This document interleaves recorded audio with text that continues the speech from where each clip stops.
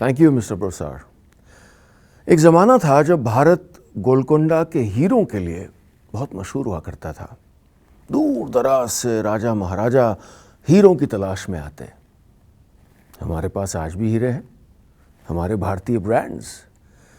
ज़रूरत है तो उनको तराश के दुनिया के लिए तैयार करने की। As we restart India's economy in the post-pandemic world, it is about time for Indian businesses and startups to focus on building Indian brands for the global market. To delve deeper into the topic, we have an upcoming panel discussion being moderated by Mr. Abhijit Kamra, Director Global Trade, Amazon India. इस session के बाद हमारे master class zone की ओर भी ध्यान ज़रूर दें, जहां हम अपने डीप डाइव सेशन से हमारे शिक्षण को नेक्स्ट लेवल तक ले जा रहे हैं।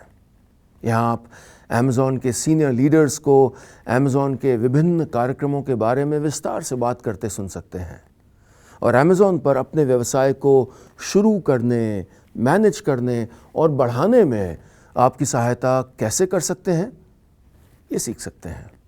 Also, our Amazon Smbhav Entrepreneurship Challenge final round will be going live in the competition zone shortly.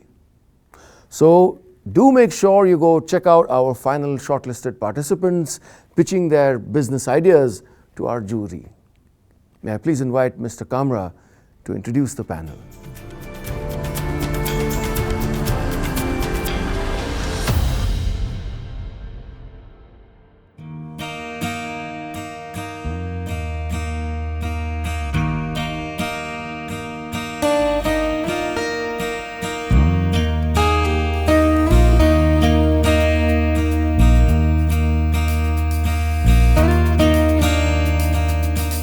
Good afternoon, everyone.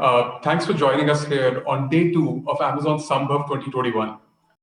It's been quite a show so far with a host of key announcements, engaging sessions, and more. I would like to welcome all of you listening in to a session here today where we'll talk about the opportunity for Indian businesses to build global brands and how this opportunity exists for businesses of all shapes and sizes. We have with us an eminent panel that really needs no formal introduction, but I'd like to express my gratitude to Ms. Alka Arora ji, Joint Secretary, Ministry of MSMEs, Mr. Rajan Anandan, MD Sequoia Capital and Surge, Ms. Disha Katharani, co-founder, Imagimake, and finally, Mr. Vinod Kumar, President, India SME Forum. Thank you all for joining us today. The MSME sector in India currently contributes to over a third of our GDP and accounting for half of India's exports. It's also a big employment generation engine for our country. The government has been focused on increasing the MSME's share of overall exports and has taken several steps towards it. The sheer size of the global market, the breadth of the opportunity, and the headroom to scale have made exports an attractive and compelling business opportunity for Indian manufacturers and business owners historically and even more so today. Indian MSMEs, emerging businesses, startups stand to benefit from the opportunity that cross-border trade offers, allowing them to scale operations exponentially and support the growth of our economy. If we take a global view, international trade and exports are an important factor in boosting domestic economies, generating employment, enabling a greater choice of products for customers, and providing larger markets for our growing companies. What is important is to remove the barriers, leverage technology, and create an encouraging and conducive environment to make exports easier, especially when millions of Indian MSMEs are emerging from the impact of this unprecedented pandemic. In the last few years, however, the wider availability of internet and evolution of technology have brought in a transformation to the exports business. Today, e-commerce exports is enabling Indian MSMEs to enter, experiment, and win in global markets. Now I would like to bring in our first panelist. Alka ji, my question is, how in our country has the MSME sector evolved and changed over the last decade or so? And what have been the key drivers for this evolution? Thank you, Abhijit, for having me on this panel. And I've been working in the MSME sector for the past 3 years. I've been posted in this ministry. But prior to that, also, I was in the textile sector. And this is a sector for the past 10 years. What I have been seeing is that it is constantly evolving. As you rightly mentioned, that this is one sector where it is giving the maximum employment in our country after the agriculture sector. And it's a major contributor to the exports also. So over the years, what has been observed is that there has been a space for the micro, the small, and the medium. That is how officially we classify the MSME sector. The micro has been growing at a phenomenal speed because that is where the company is sometimes one person owned, or it could be 5 to 10 people owned. Small and medium have always had their space. So what the ministries have been actually working on is on primarily or to take up the micro sector, because it is in the agriculture side. We have, as we all know, that India is primarily an agrarian economy, and there's a lot which is happening on this sector. Similar is the textiles, and there are various other sectors. But when we talk about the growth in the MSME sector, it is both which is happening in the manufacturing side as well as on the services side. And the government, we all know during the Atmanirbhar Bharat, the definition of the MSME, which was long due, and this was one big hurdle which was affecting the MSMEs to work in the global space, because the MSMEs of different countries, if we take the example of Korea or different countries, the bandwidth at which they are working is very different from what we were working at. So the change in the definition has been a very welcome change for the industry, because it takes us to another level. And certain announcements which the government did during the Atmanirbhar Bharat, as like the payments of the MSMEs have to be done within 45 days, then the various rules and regulations, all the central public sector units have to buy a certain amount specifically from the MSMEs. There have been certain kinds of reservations for like 358 products have been reserved for the MSMEs. All those have been done by the government. We have also been encouraging the MSMEs to take part in various fairs, which used to be physical. And now the work has been on the virtual space. Since the pandemic happened, a lot of changes, though there has been a stress in the market, but it has also been, and I would say sometimes in disguise, you get an opportunity where the MSMEs have been able to take advantage. And yes, people who were so digitally afraid of climbing onto a platform, if I can say that. So the MSMEs, many of them, the micro units, they used to be digitally challenged. And the toy fair, which took place recently, just a few weeks ago, when the Honorable PM announced that all the toy manufacturers and the toy associations should come together, and we staged a virtual fair.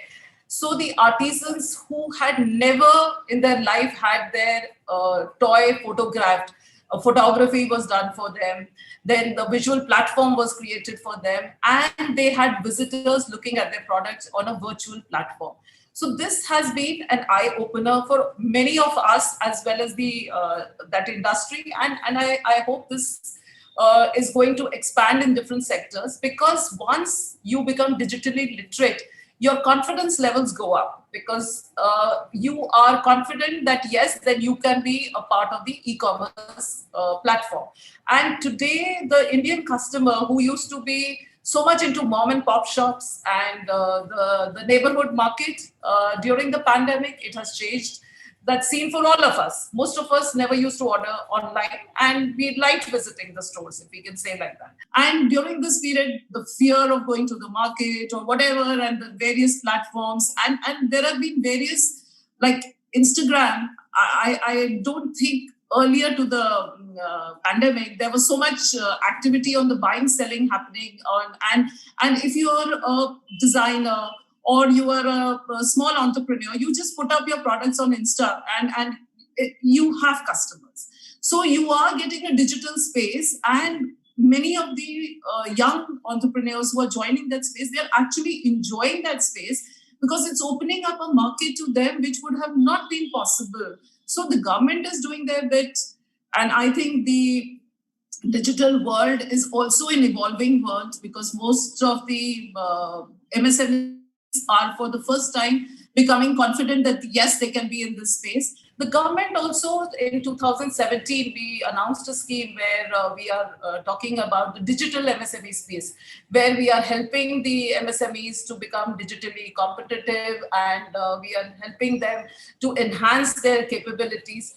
So I think we are in a good space for future. So I would end my this thing here, and then let's hear the other panelists, and we move on. As you said, let us have an open talk and open discussion.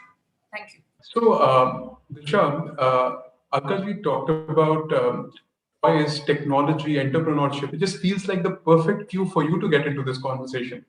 Um, so, if I recall, I think you guys started Imagimake 7, 8 years ago, and technology and internet have been a key theme of your business. So, tell us a little bit about Imagimake, your early days, your journey. Sure, thank you. I mean, thank you, first of all, for having me be a part of this distinguished panel. It's an honor indeed to be present here. And of course, to talk about the early days of Imagimake, I mean, when we first started off, e-commerce was also starting off in India at that time, in a way you can say, and buying toys online was not as common as it probably is today. Like Alka ji also mentioned in her part.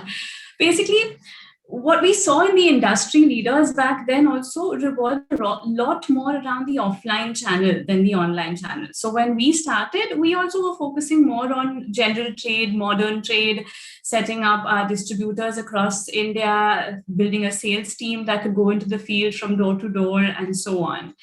In fact, to talk about exports also, back in 2017 was when we first started thinking about exporting. And that time, the most prevalent route for a toy company to go and start selling abroad was through participation in international toy fairs. So there was great support, of course, from the government and the MSME side as well in order to help us do this. And we too, got onto that stream and packed our bags and went to Germany and New York. But even with all this support, we still had to set aside a good chunk of our capital to take, even the smallest booth in one of these larger trade fairs.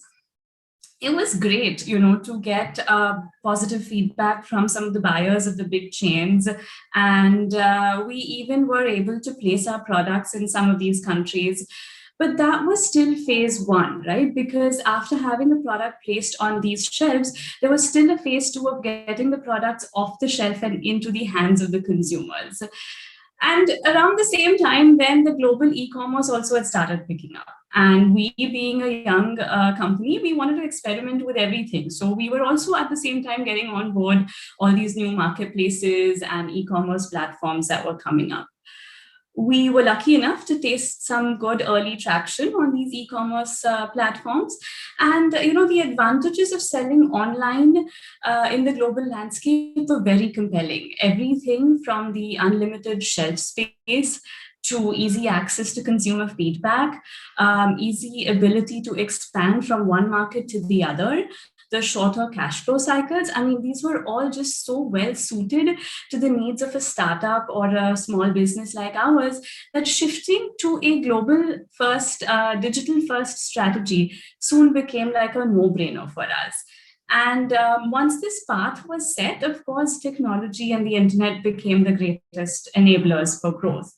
Currently, more than about 80% of our revenue comes from the digital channels, and Amazon, of course, is one of the key contributors there. Thanks, Disha. Rajan, I'm going to bring you in now. Same nuance, but slightly different perspective. What have you seen in terms of how has the advent of technology, internet really transformed business environment? And how is it bringing new ways of thinking, planning, scaling? What's been your observations around this? Look, I think what has really happened over the last 30 years, right, is we've gone from not having an internet to having 4 billion people, humans. It's important these days to differentiate between humans and machines. Humans on the internet, right? And secondly, we've seen really the creation of a whole range of innovations that have democratized sort of company building of all kinds of companies, right? And before we get to sort of e-commerce, I mean, I'll tell you, I graduated from, undergrad many years ago in the 90s from MIT, and many of my friends became entrepreneurs, right? And for them to build a software company, I mean, the internet didn't exist, so couldn't build an internet company. A few years later, you could build an internet company, but it would take millions of dollars to get off the ground because you had to buy expensive servers and so on and so forth. So the first big revolution that we saw was these technology companies getting built very quickly that were able to expand globally with very little capital. And then obviously Amazon, we've given you AWS and other cloud service providers made it very easy to launch a company. So today in the tech space, you could be just, all you need is this laptop and know how to code and have a great idea, and you can launch a product that could be used by millions of people around the world. What we're seeing now, I would say over the last, maybe 5, 7, 8 years, is that same phenomenon happening to, being translated really to consumer products companies, right? Historically, even if you go back 5 years ago, if you're an Indian brand, let's just say you were an Ayurveda product brand, or, in Disha's case, you're building a educational product of some sort.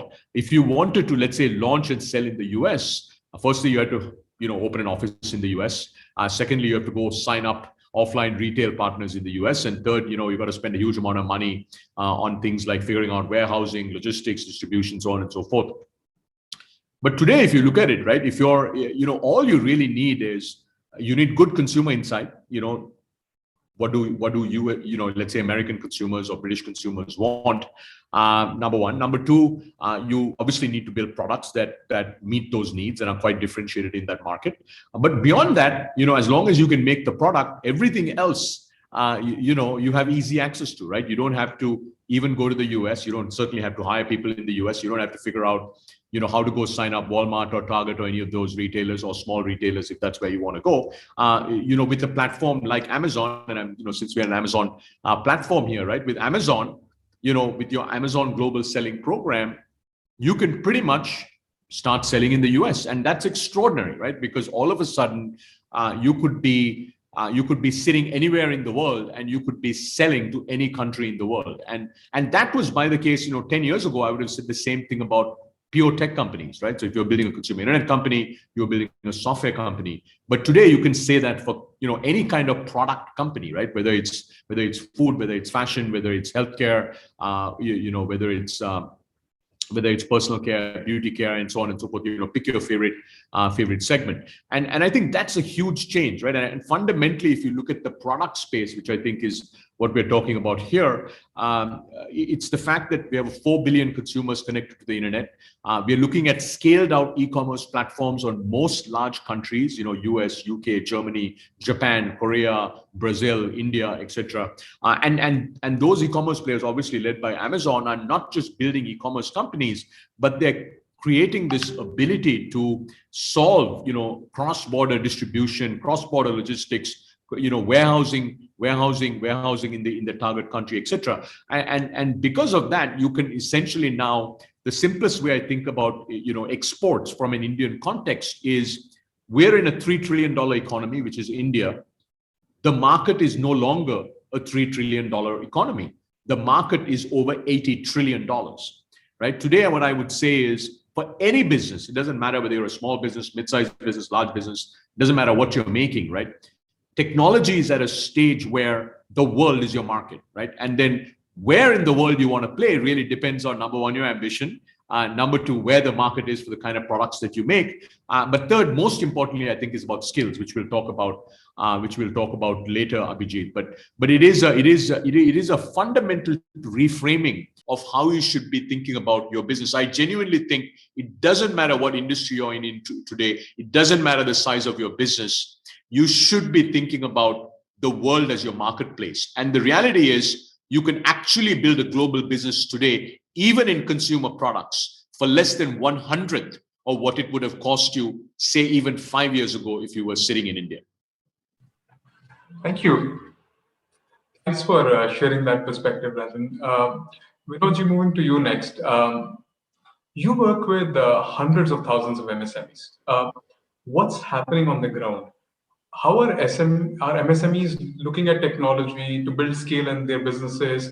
Are they agree, and are they actively participating and leveraging all the opportunity that Rajan and Disha partially talked about?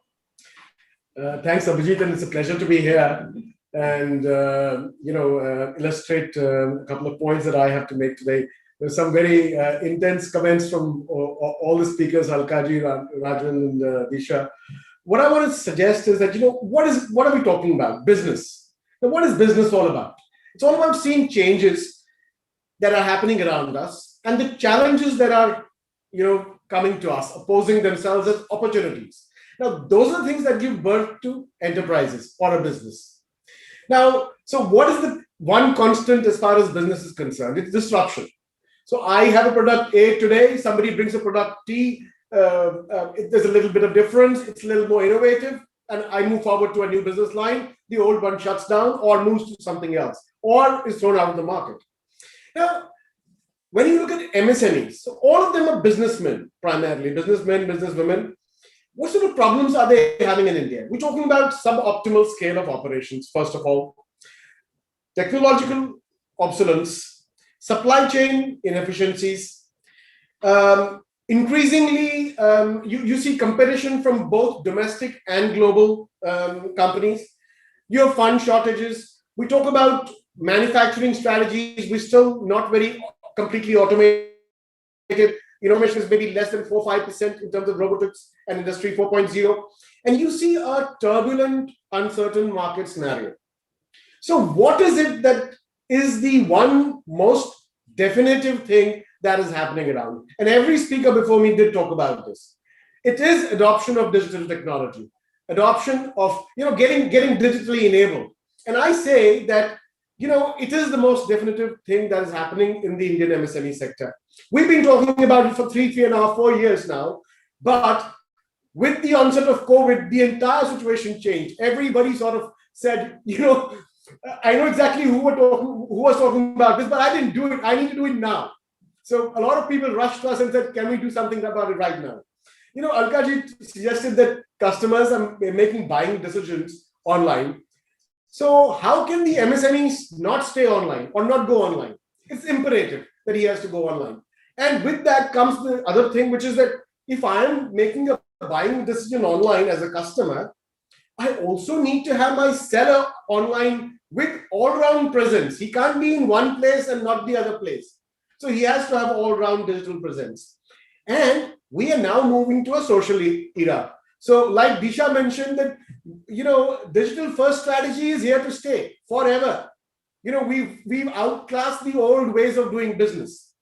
The other very important thing, we're talking about 75 million odd MSMEs in India. And according to us, this is going to grow to almost 125 million by 2024.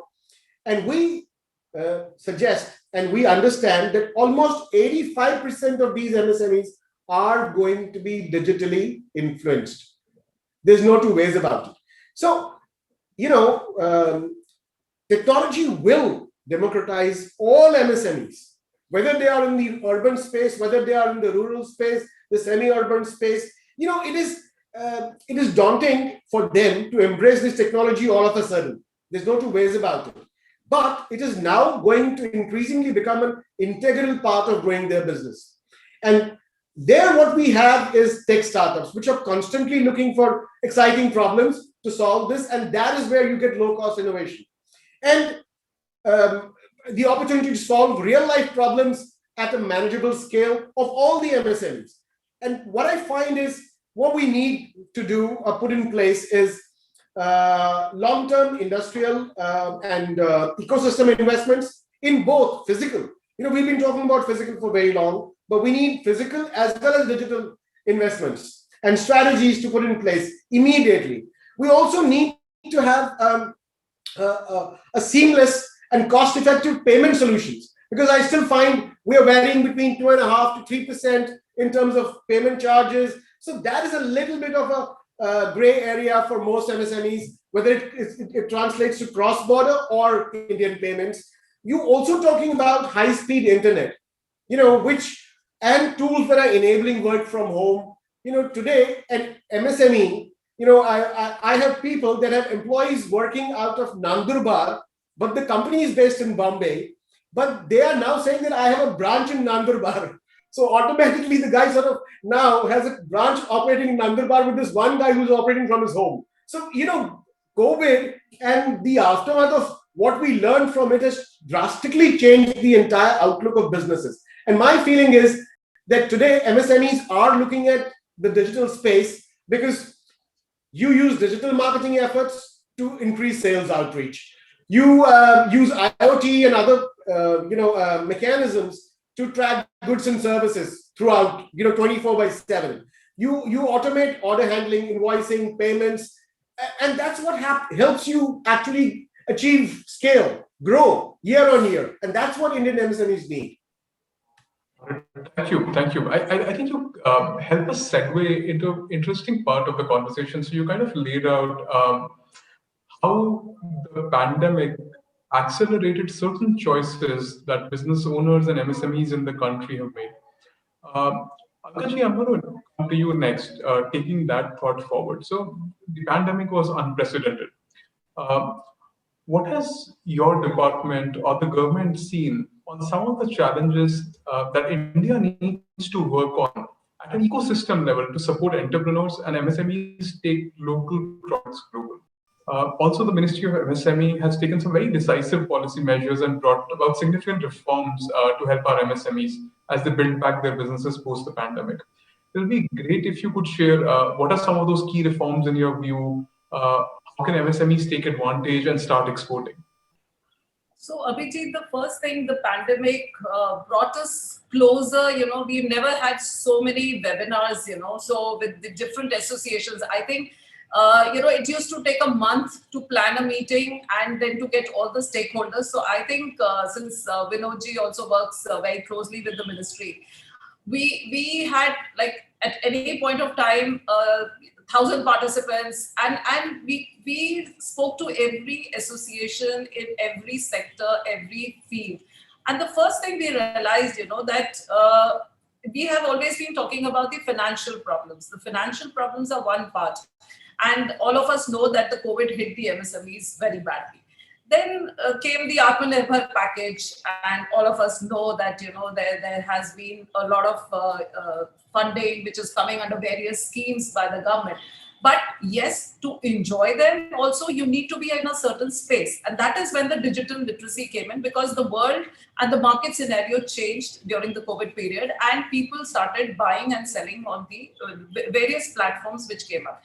In fact, we used to sponsor the physical fairs, and as Disha mentioned that she went for these international fairs, and MSMEs used to find it difficult, even because we used to give a certain part of the money, and some portion they still had to pay to participate in these fairs. And now we all have been working on how to get on board these international fairs digitally. Also, it was realized that what does a MSME need to become export efficient? It needs to know what is happening in the global space. So basically, you need information. And we are working on how to collate that information, because the fear is there. Supposing I'm wanting to export to a country like, say, Romania. I don't know the rules about that place. I don't know how to ship my stuff. So yes, there are platforms, but we have, the country is huge. If one platform is taking care of certain people, you can have maybe a crore MSMEs, even if they are onboarding. There are another thousands waiting in the queue. So the first step the government, the ministry has taken is that we have started opening export facilitation centers. The dissemination of knowledge, because that is, government has to act as a platform to impart knowledge, make you capable, because ultimately the business has to be done by the MSME.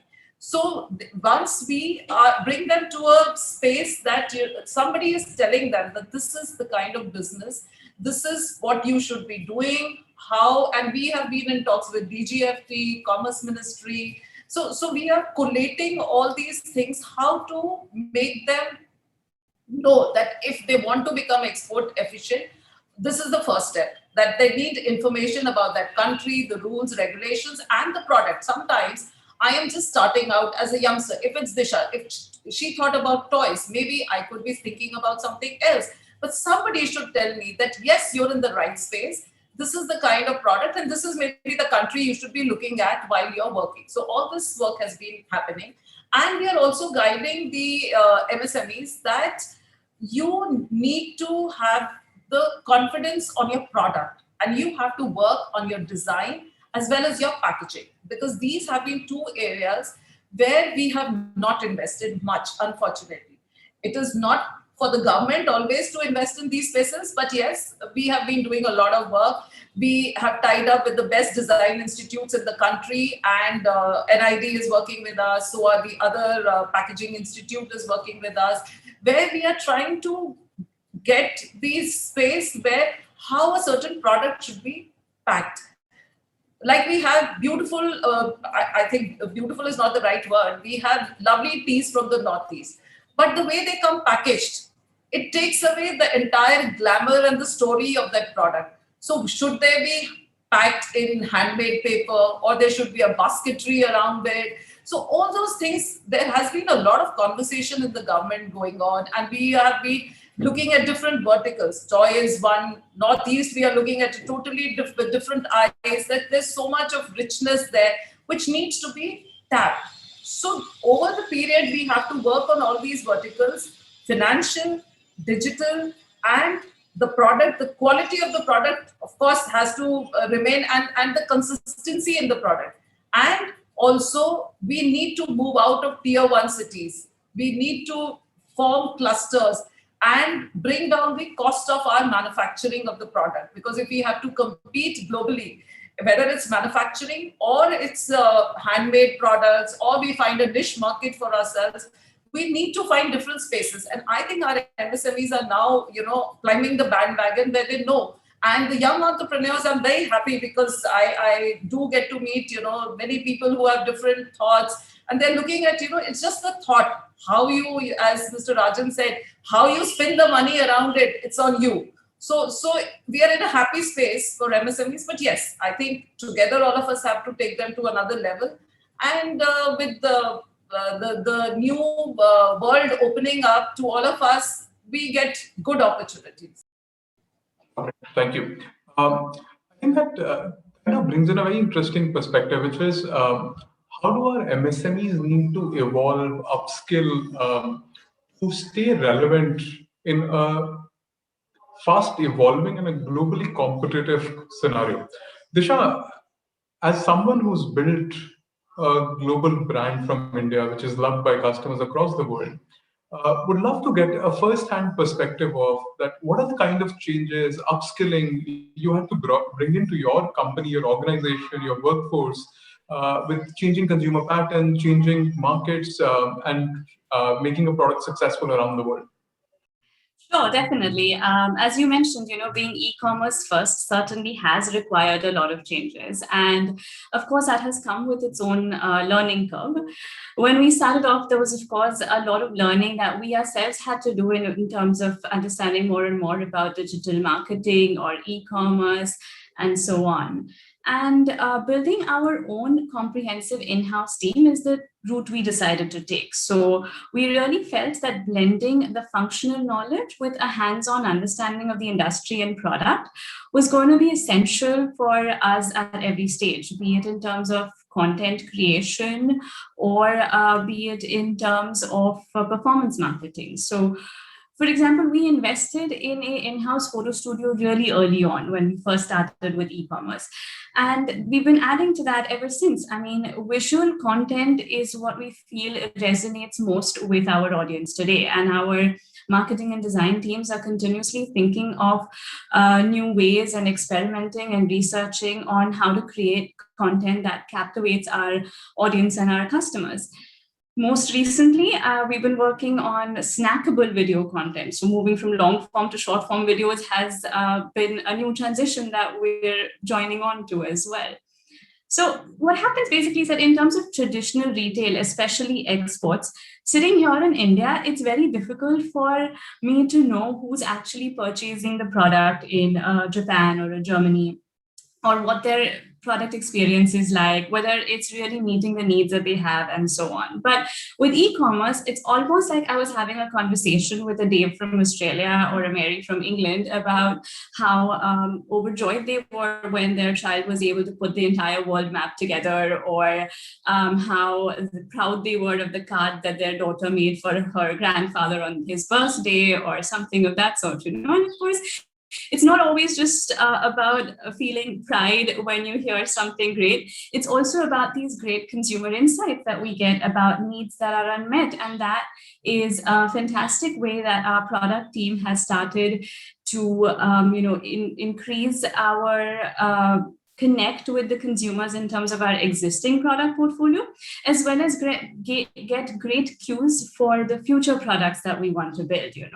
So building an e-commerce first team, of course, is a completely holistic exercise. So it's not just design, marketing, it spans across our logistics and supply chain teams to even finance and accounting or customer service. Everybody has to get into the mindset that is required in this landscape. For us, we've achieved this through basically a combination of upskilling, so augmenting the skill set of our existing team members, and in certain places where we felt that there was a significant gap and we wanted to hire new talent, we've of course gone ahead and done that as well. With having an in-house team, it just becomes so much easier for us to run some quick experimentations and iterations. That's exactly what we feel has allowed us to try out new things and keep this learning curve as steep as we possibly can. Thank you, Disha. Thanks for sharing that with all of us. Rajan, similar question to you. From a strategic standpoint, how can MSME startups and entrepreneurs set themselves up right from day one as they set their goals on building a global brand? I think, look, it's it's not easy. It's like everything else in business. It's quite tough. But I think it starts off with ambition, right? And what do you really want to build? Do you want to build a global business, or do you want to build an India business? And by the way, you can be very successful building an India business. Building a global business is harder. But on the other hand, if you're successful, it can be 100x larger. So I think it starts with ambition. I think the second thing is really figuring out where to focus, right? Meaning, every market, as everybody on this call knows, and all entrepreneurs know, user needs, and Disha talked about this. I think this is really important, right? Understanding what the real user needs are in a specific market for your type of products, and how they're different to maybe the products that you're already making, if you're already in a business that's up and running. I think user needs and coming up with real insights about what do customers really want. And will your product sort of meet a need gap, or can it compete with the existing brand? So understanding user needs, very important. I think understanding competitive landscape, other brands, what are they doing, etc. And I think the great thing about digital today, if you can build the skills to build digital skills, especially around analytics and looking at trends and things like that. And obviously Amazon and other e-commerce platforms make that much easier to do. What would have taken you months, you could do today in days. So I think that's the second big part, right? Understanding user needs, understanding how your product may or may not fit in competitive landscape. So that's number two. I think third, partnerships, right? I think this Amazon global selling platform, I think, is without question one of the best things that could have happened to Indian SMEs and the Indian export sector, because things that you have, I actually believe you've made it 100x easier to do what was very, very difficult to do, right? Everything from understanding user needs, understanding competitive landscapes, figuring out distribution, taking care of fulfillment, and so on and so forth. You made all of those things much, much easier. So I think partnerships become very important, whether it's Amazon or other partners like Amazon, like companies that could help you get into the countries that you want to enter. And I think the last one is, Disha again talked about it, right?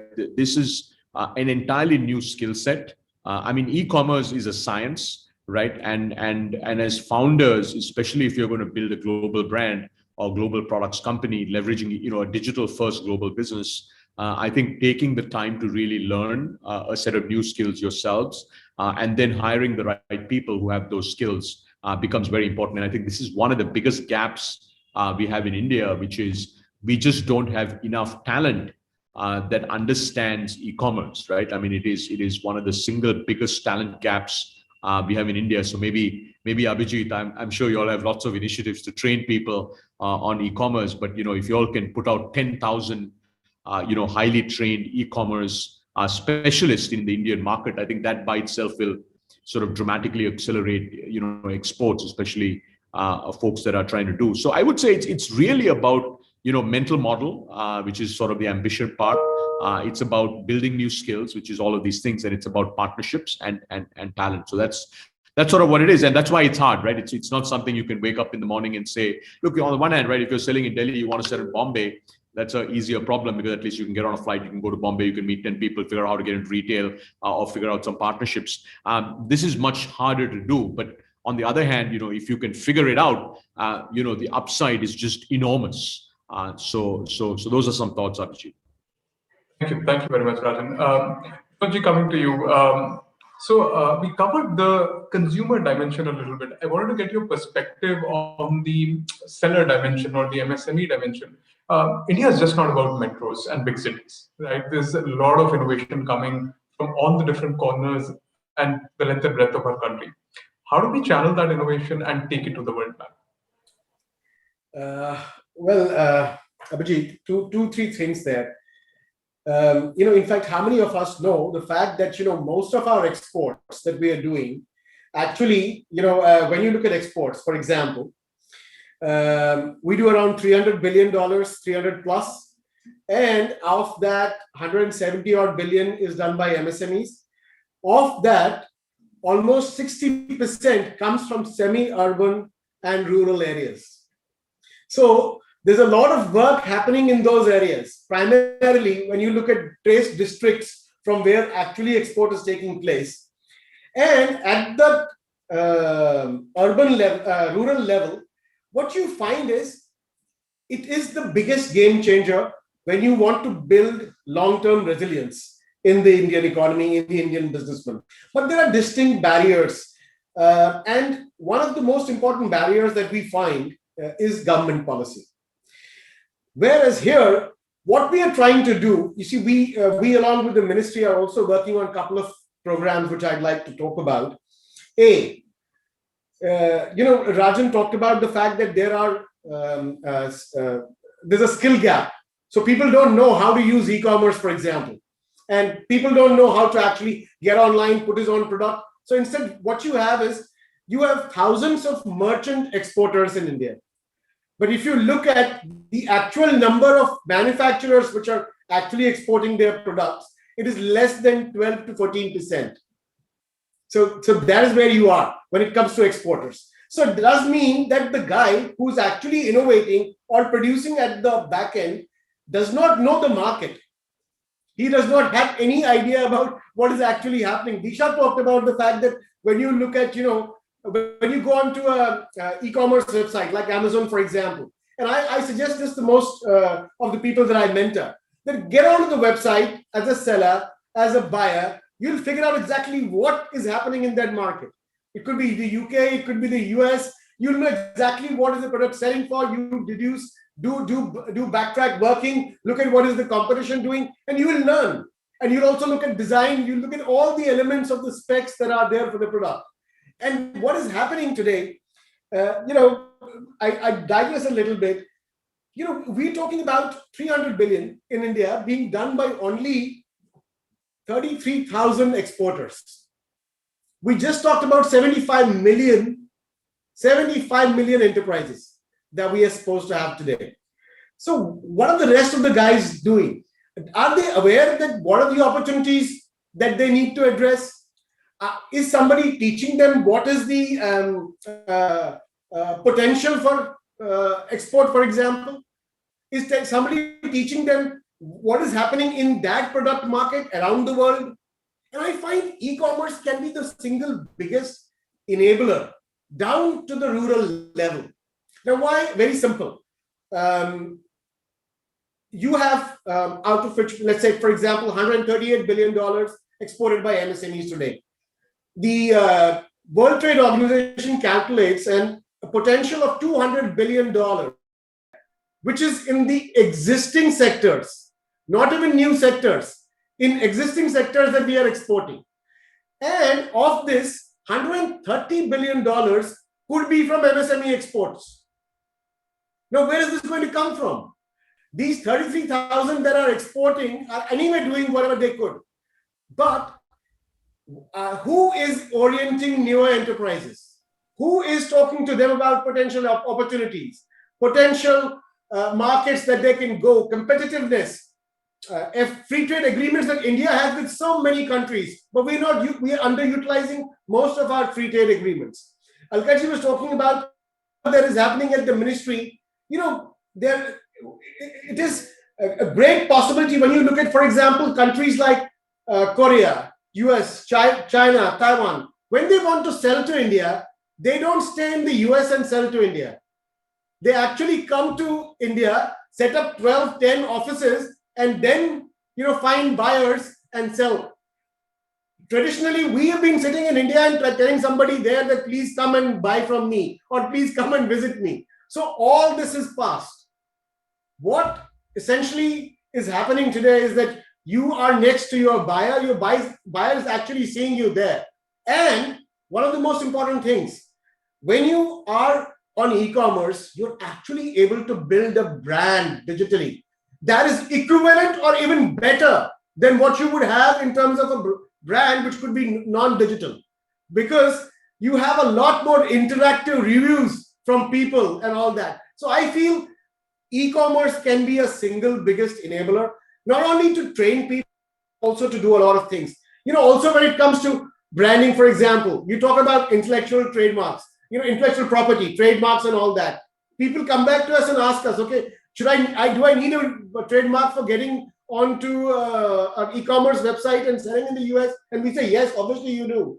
How do you otherwise sell? Somebody else will take your name and you'd have good reviews, and then you'd find somebody else has taken your shop.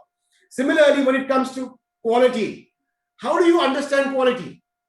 When you go on and see 50 competitors, which we normally used to do when we could go to exhibitions around the world, but we could only take a handful. We couldn't take 5,000 people like China does, for example. We just took maybe 20, 25, 30 people, and you would take them and show them what is the quality. Here on e-commerce, you go, here is the possibilities in terms of the product. Go and see that there. Testing. Most of our product, when you actually go on, we have great quality products, but we've not tested them. We don't have certification. So that a little bit. E-commerce enablement does all this. And I have been continuously talking about this. And with the Ministry of MSME, we're actually looking at a program which can orient exactly what Rajan talked about. Maybe 100,000 entrepreneurs in the art of getting onto an e-commerce channel. Actually enabling e-commerce, selling on e-commerce, because that is exactly what is the need of the hour.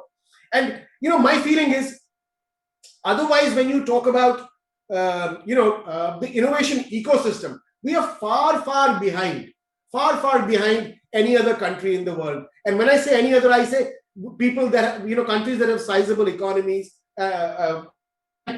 such high growth rates like us. And you have one particular segment which is completely left out. And those are rural enterprises which are labor intensive, require less capital, help us in eradicating social economic problems like underemployment, unemployment, poverty, regional imbalances, so many issues. And the only thing that we need to do is set up I wouldn't say a great ecosystem will happen in a day, but some sort of an ecosystem for innovation. And e-commerce there can be the biggest enabler, can be the biggest training academy. Thank you, Vinod. We've got a combination of the right stakeholders who could make that movement a reality. We've got participation from the government.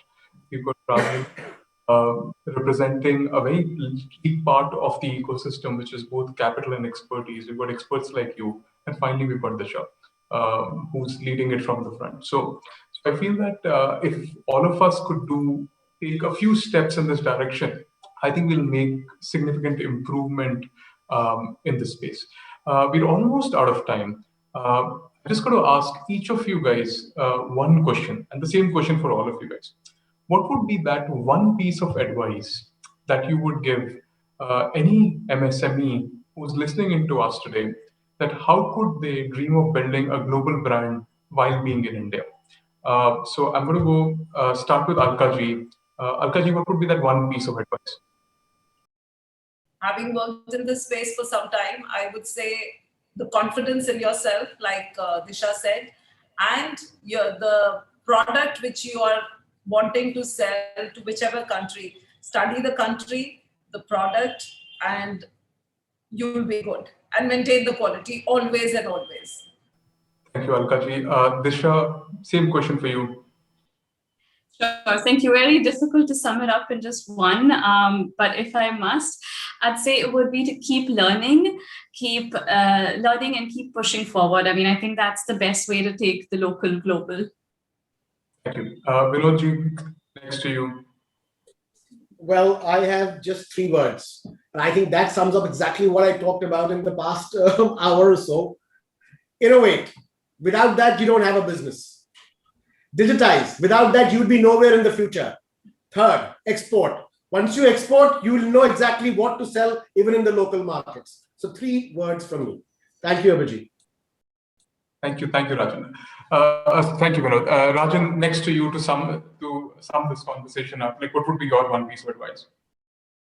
I think just it's about knowledge and skills. So I think it's important to take the time to really learn about what it takes and build new skills, right? I think part of it is also building skills for yourself. So if there are training programs you can sign up for, or today the good thing is on the internet, there's so much you can do to learn.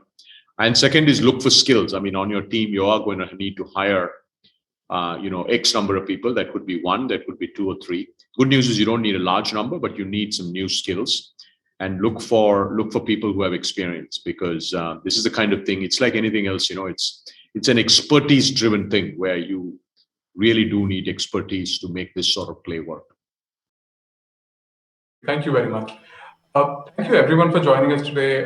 Very engaging conversation on taking local, global, and building great global brands and truly realizing Atmanirbhar Bharat. I would like to thank all the audience who joined us here on day 2 of Smbhav 2021.